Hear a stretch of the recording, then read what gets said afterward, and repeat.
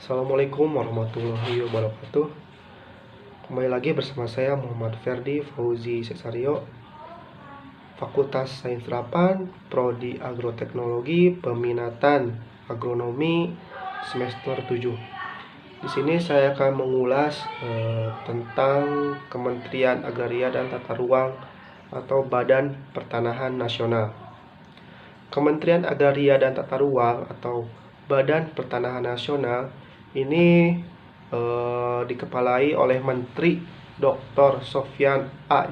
Djalil SHMA MALD sesuai Peraturan Presiden Republik Indonesia Nomor 17 Tahun 2015 tentang Kementerian Agraria dan Tata Ruang. Kementerian Agraria dan Tata Ruang mempunyai tugas menyelenggarakan urusan pemerintahan di bidang agraria, pertanahan, dan tata ruang. Untuk membantu Presiden dalam menyelenggarakan pemerintahan negara. Dalam melaksanakan tugasnya, Kementerian ATR menyelenggarakan beberapa fungsi yang terdiri dari 6 fungsi. Yang pertama, perumusan, penetapan, dan pelaksanaan kebijakan di bidang tata ruang, infrastruktur keagrariaan, pertanahan, hubungan hukum keagrariaan, pertanahan, penataan agraria dan pertanahan, pengadaan tanah, pengendalian pemanfaatan ruang dan penguasaan tanah, serta penanganan masalah agraria, pertanahan, pemanfaatan ruang dan tanah. Yang kedua, koordinasi pelaksanaan tugas pembinaan dan pemberian dukungan administrasi kepada seluruh unsur organisasi di lingkungan Kementerian Agraria dan Tata Ruang. Pengelolaan barang milik kekayaan negara yang menjadi tanggung jawab Kementerian Agraria dan Tata Ruang. Pengawasan atas pelaksanaan tugas di lingkungan Kementerian Agraria dan Tata Ruang.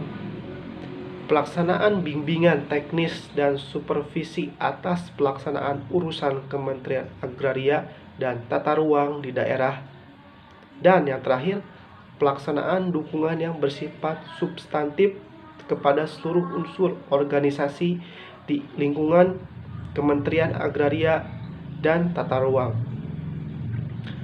Kementerian Agraria dan Tata Ruang terdiri atas yang pertama, Sekretariat Jenderal.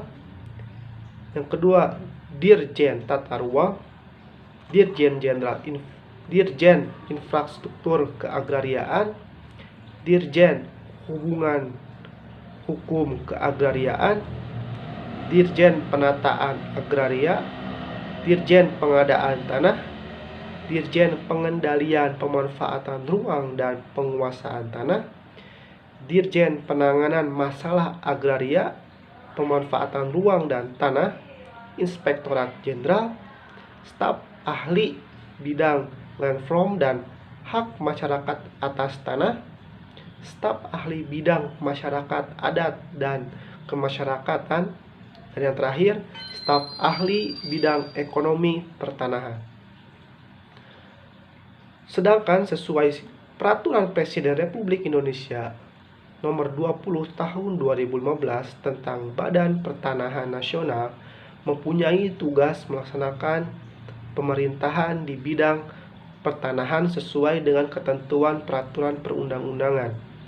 Dalam melaksanakan tugasnya, BPN menyelenggarakan 11 fungsi yang terdiri dari penyusunan dan penetapan kebijakan di bidang pertanahan, perumusan dan pelaksanaan kebijakan di bidang survei, pengukuran dan pemetaan, perumusan dan pelaksanaan kebijakan di bidang penetapan hak tanah, pendaftaran tanah dan pemberdayaan masyarakat, perumusan dan pelaksanaan kebijakan di bidang pengaturan, penataan dan pengendalian kebijakan pertanahan, perumusan dan pelaksanaan kebijakan di bidang pengadaan tanah, perumusan dan pelaksanaan kebijakan di bidang pengendalian dan penanganan sengketa dan perkara pertanahan, pengawasan atas pelaksanaan tugas di lingkungan BPN, pelaksanaan koordinasi tugas pembinaan dan pemberian dukungan administrasi kepada seluruh unit organisasi di lingkungan BPN, pelaksanaan pengelolaan data informasi lahan pertanian pangan berkelanjutan dan informasi di bidang pertanahan,